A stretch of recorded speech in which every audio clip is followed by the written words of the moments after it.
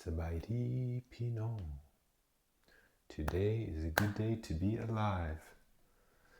And we have a solid blue light, so I think we are recording. Well, I even did a sound check today, but you never know. Hey, the sound check worked, but guess what? The concert sucks.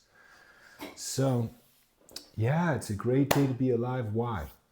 Because we have a toccata to play today, and it's going to go our way and be gentle and sweet to us, be interesting and neat to us.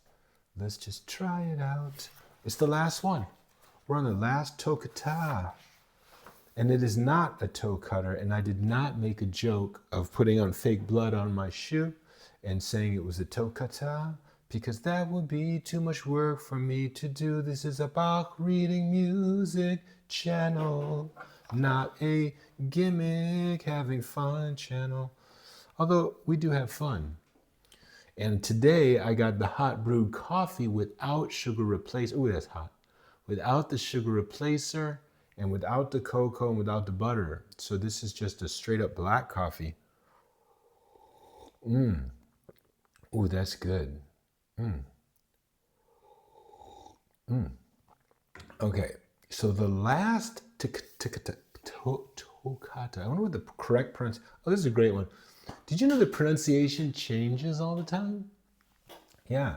So like if you just go back just 100 years, there's like English doesn't make sense to people who would, it's their native language. Let's say USA style English wouldn't make sense. You'd be like, what are you guys saying?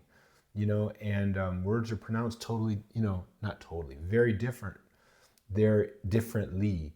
And so like over here, over in Austria, where I'm living now, hopefully not too much longer,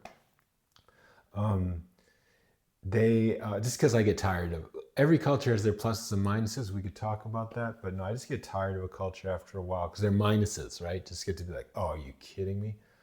Like they have this problem here with impatience. It was so pathetic. It's just because they're spoiled, because I don't know what they did with that Second World War, and then they ended up, I guess, with all this extra wealth from somebody that they killed. And then what they did was they just got so spoiled, and the women stopped having babies. They're like, hey, if we got all this money, we don't even need the men. We don't need to make babies. We don't need to do anything but to sort of serve ourselves. And guess what? Okay, it's a different subject, but this is a natural cycle of all cultures, I'm pretty sure. So people, historians could consider this, that basically this rise and fall of different cultures or empires, I bet a lot of it relates to getting more and more wealthy and then not having children. And then what happens, the humans don't disappear. They come in from the sides, geographically, geographical lines of what your country is. They'll just come in from the sides and inhabit your houses. And then what changes? Your language, your clothing. These are all the culture, religion, your stuff, your food you cook, the music you play.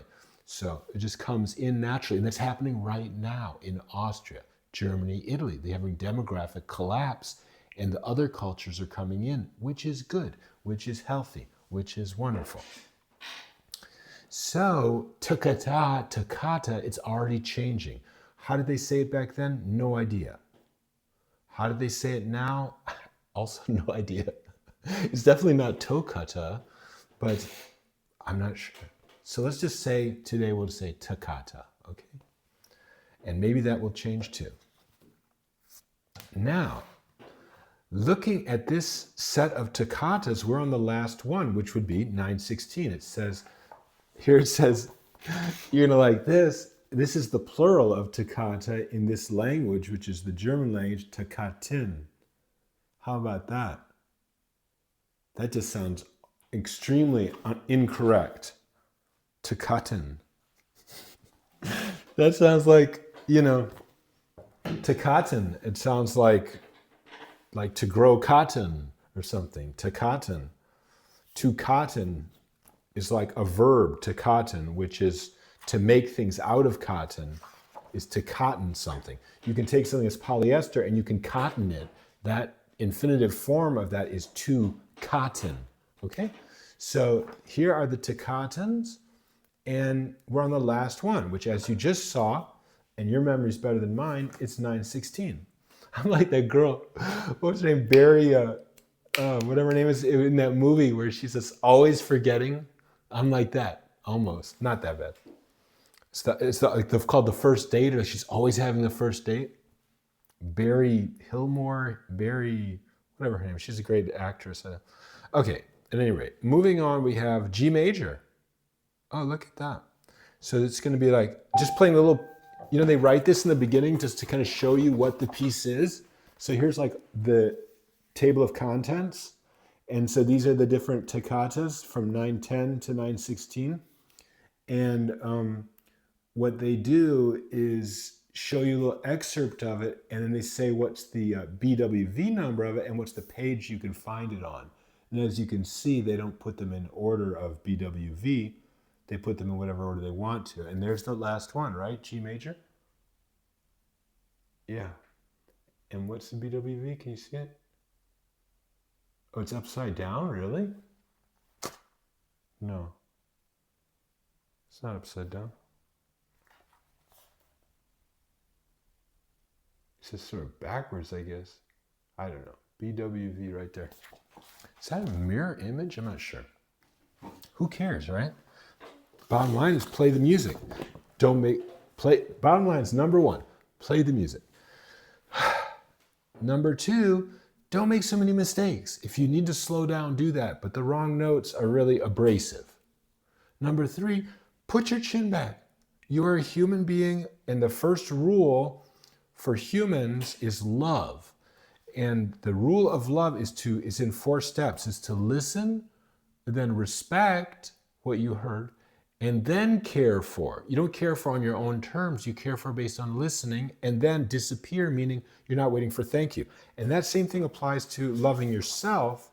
So I need to listen, and my neck's saying, please do this.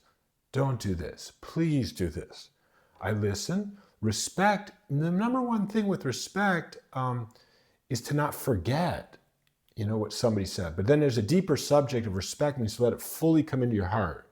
So I fully let that come into my heart. Now I'm talking about loving myself, but let it come into my heart. And then care for myself, which is just keep it back. Keep remembering that in a gentle way. And, the 4th step of love, not waiting for thank you, it doesn't apply when you love yourself, but it applies when you love others. So what was the page number for this 9/16? It was page 75. Okay, let's go there. Okay, there we are. Toccata, Toccaten. Yeah, it's going to be complicated. So we got the Toccaten they call it G-dur, which is their funny way of saying G major. Okay? And, let's just say the last thing about language, let's just admit that the international language of business is English. Okay? So when people from China and India want to do business, they do it in Hindi? No. Do they do it in Cantonese or whatever languages they got over in China? No. They do it in English. And that doesn't mean that people who speak English natively are being ethnocentric or sort of self-centered when they say that. Okay? That's just reality. That's just what the world has chosen. And there's reasons for it, believe me. It relates to the internet. And why is that English? It relates to USA. And why is that in USA? It relates to USA culture. And why is USA culture so innovative and stuff? Because it's much younger without ties to the past. And that's what happened, in 1776 and 1492 and all that, when they started this recent version of the USA culture. Of course, there was other cultures there before that, from the what they call Native Americans, was just a funny name for the people that have been, living there from the other side of the continent. They came across from Russia, so they're really Russians, and Eskimos that came down from Kamchatka. Now they've been doing that probably 40,000 years. So there you go. So Toccata and G major.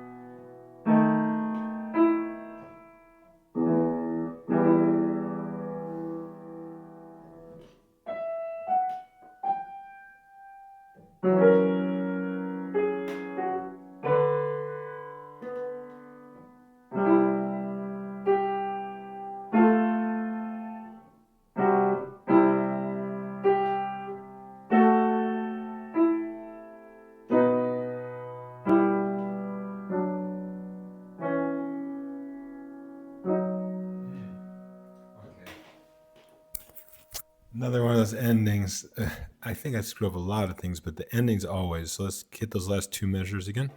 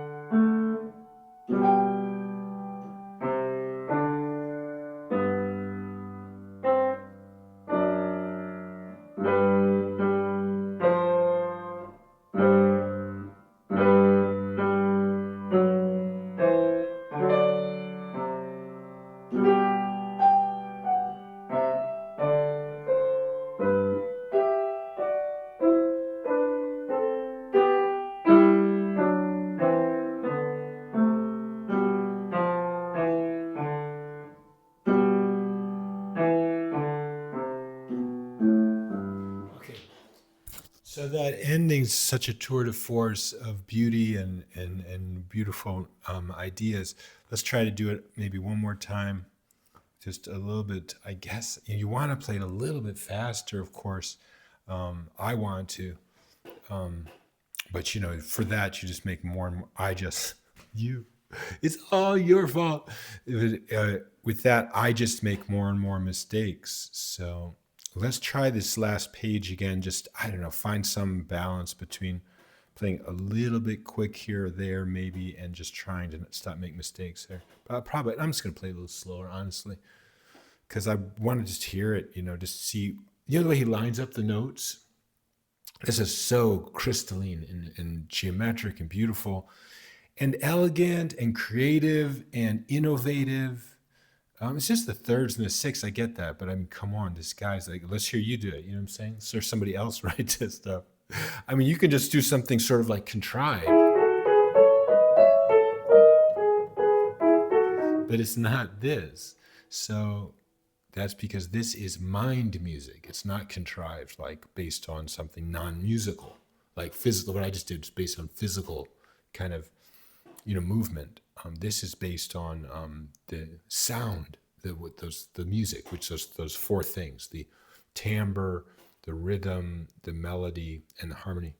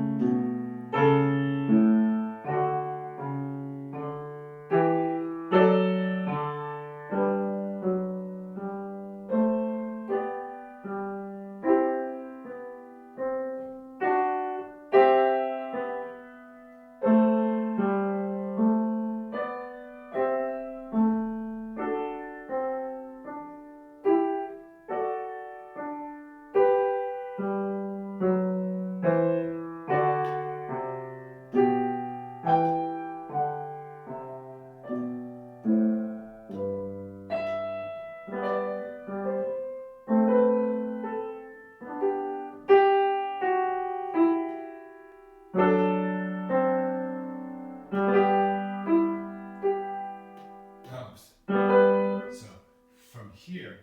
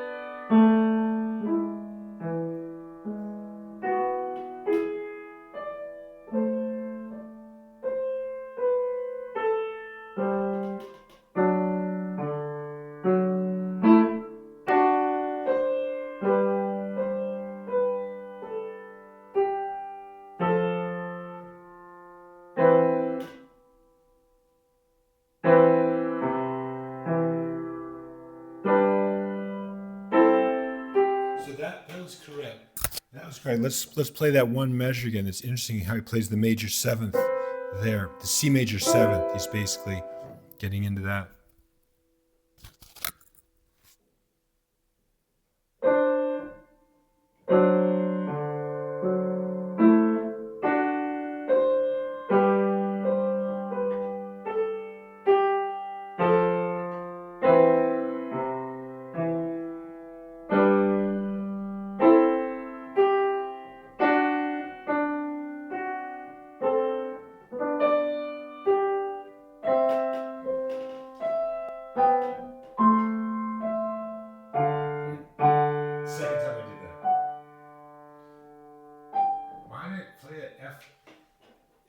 so sad that I played that F natural there to make it D minor when it's supposed to be D major.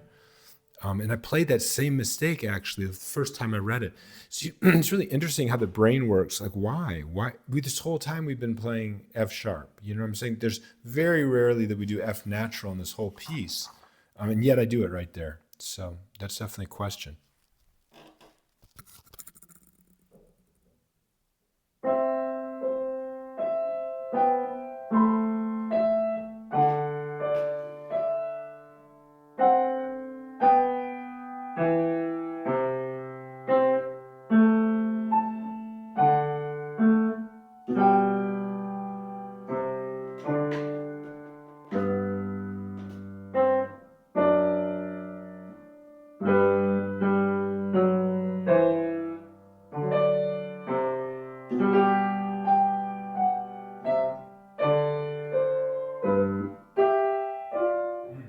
F natural.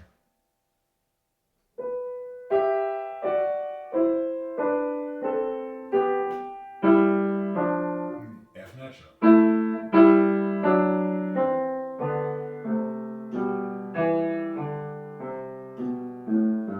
Yeah, I think that's the end of the piece right there. I think that honestly, that situation is where I have to let go of thinking about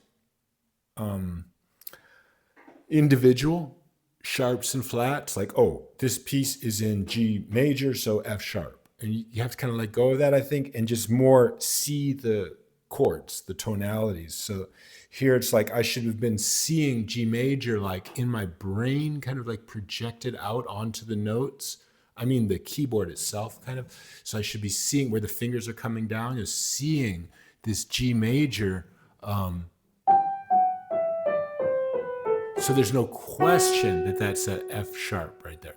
You know what I mean? It's a F sharp, the major seventh of G major seventh.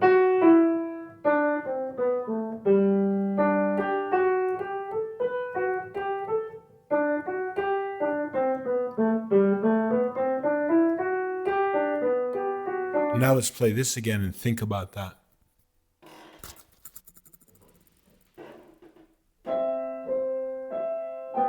Oh yeah.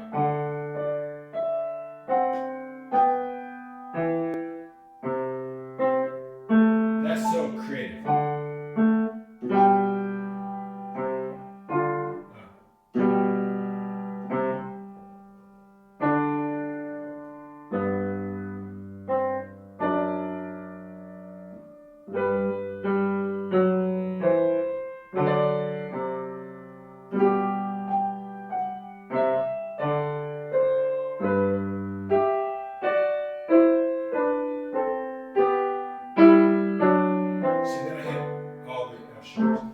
So then I hit all the F sharps. It's just a matter of, don't get sort of, honestly, you can sort of lose attention or get kind of lazy or something where you're just kind of wanting to hear the music and relax, you know?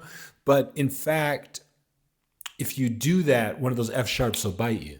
So instead of, I'm speaking for myself, maybe others will have this experience, but instead of just like totally being in the hot bath, always kind of stay active in other parts, plural, of your brain, where it could be like, for example, in what I'm talking about, imagining the keyboard up there, or your understanding of where your fingers are laying down based on those tonalities, that F sharp goes to the D major or whatever you're doing there. I mean, he was playing other things. A lot of the times it's this minor seventh that you have to get in your brain that like, it's, the minor seventh. See, so if it was in G, that G F, right, to do the dominant. So, but he won't do all the middle notes. It'll just be a G F, and that's, I guess, just something with Bach where you really need to be comfortable. So with F and the E flat, that minor seventh, the C, right, and the B flat. So you're going to need to find those, you're going to need to be able to find those. Yeah, or I will also need to be able to find those. And that's the end of our toccatas. So that's it for now. A lot of times I really wish I would do another one of these in the evening and the morning. but we'll see. So this next one is 917. I'll have to look at my library and see even where that is. You know, it's probably, in terms of commercial publications, it's probably in this book called Fantasien, Präludien, and Fugen, meaning fancies, preludes, and fugues. Let's just see. It has a similar table of contents, I think, in the beginning. So there it is, right there, 917. Oh, it's that one called Fancy and Dubious Subjects in English. But here it'd be like Fantasien Dubus Subjectus, which I think is actually Latin language. It doesn't sound like German to me. But so this one here is in the key of B flat major. But I think it's one that just basically goes back and forth very explicitly between major and minor. So what page is that on? 917. It's interesting how I can play these just like once a year, and they're so, for me, they're so memorable in terms of sort of spiritually, in terms of the energy of the music, and also the, I don't know, sort of like the mentality behind it or something. But this is that one that's like, okay, so yeah, here's G major, a G minor, and then...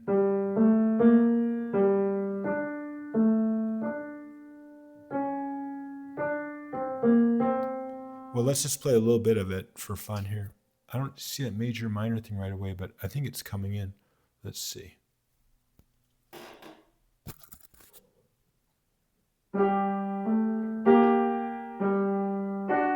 Yeah, here we go. Yeah, here you go. That's it.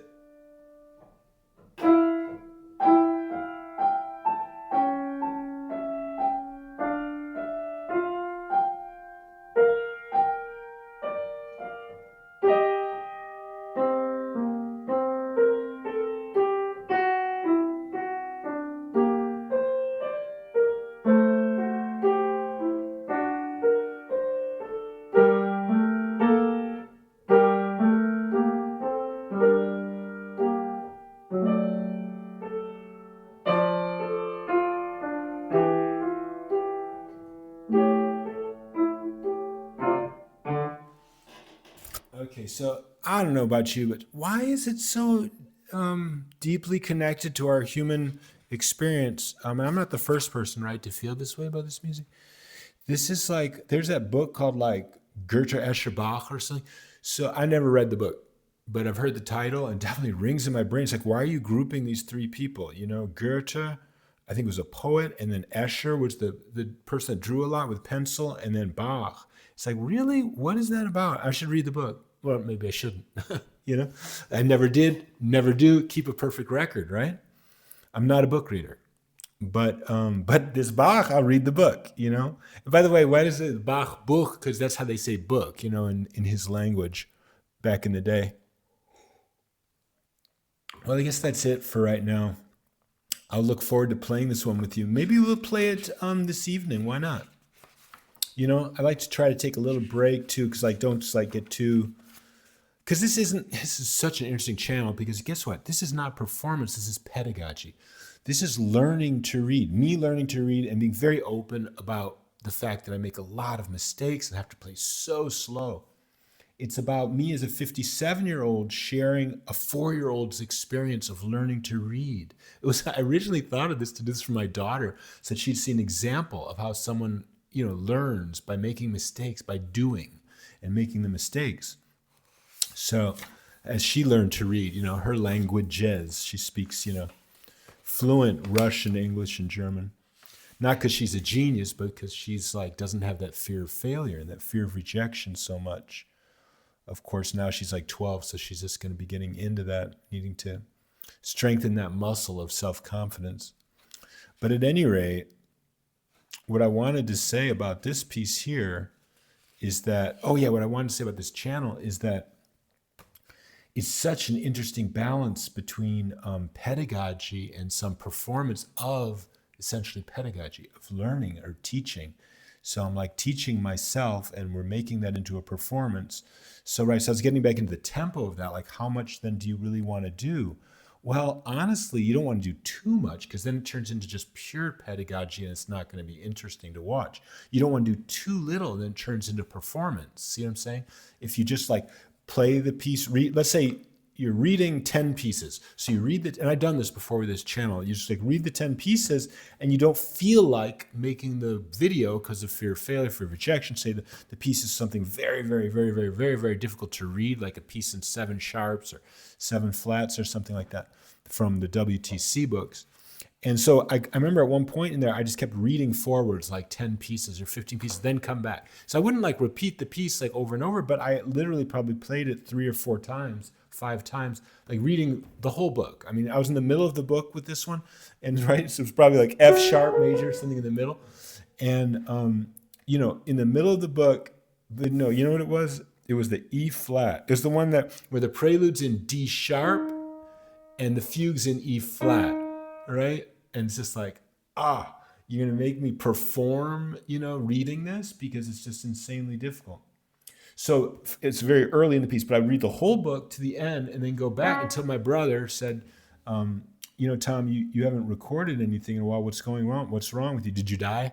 You know, and I was like, no, you know, I'm here. I'll do it. So then I just went back to this subject. So that would be an example of like not doing enough. Now, I think the actual question was tonight, am I going to record fancy on the dubious subjects in G minor? You know, G minor, G major, D minor, D major. It's in like, you know, B flat major. It's in, but we'll call it what it is, which is, I shouldn't make a deal about that. Let's just call it G minor. It's like I say, it's a trivial subject. So the subject of what they named the key, and I think it was in the last video we were talking about that. So yeah, maybe tonight. Let's try starting to do, let's go back and forth, but for now, let's just do piece in the morning, piece in the evening. Because then also there's going to be a break in October, you know, because I'm going to, not October, it's now November, because I'm going to go over to Laos. But hopefully, I think they have in Luang Prabang, I think they have a piano over there in some cafe, but I'm sure it's totally out of tune for different reasons. Number one, in Laos, this is not their national instrument. And it's not even a nationally accepted instrument, really, I think. And then, I mean, it's not, what do you want to say? It's just not part of their identity, piano, you know, like it is in Europe.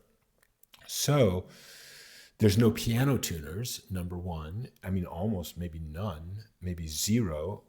And then this, according to the woman that owns that cafe called The Little Prince in Luang Prabang. It's actually pronounced Luang Prabang. Luang Prabang. So in Luang Prabang,